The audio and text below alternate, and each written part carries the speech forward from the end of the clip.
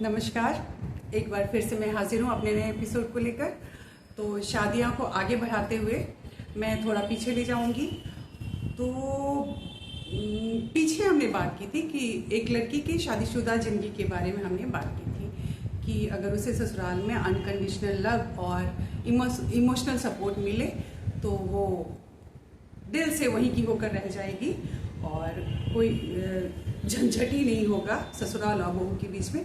लेकिन ऐसा होता नहीं है और वो मायके से जुड़ जाती है। तो आज हम बातचीत को आगे बढ़ाते हैं कि जब वो मायके से जुड़ जाती है तो फिर हम ससुराल वाले को तकलीफ होती है कि जो बहू है तो हमारे घर की लेकिन जुड़ी रहती है मायके से। लेकिन बहू की भी मजबूरी है, करे तो करे क्या।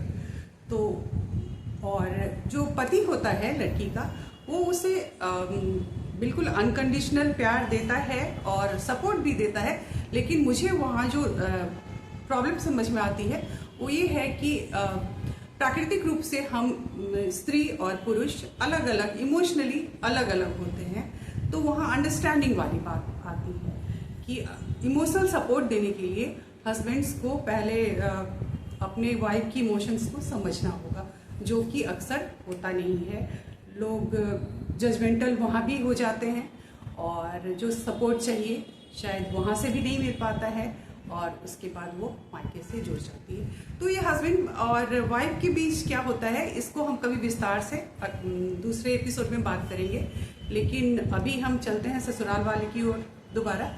तो वहाँ हम बहू की बुराई करते हैं कि वो ससुराल से जुड़ी रहती है जबकि है मायके से जुड़ी रहती है जबकि है वो ससुराल की।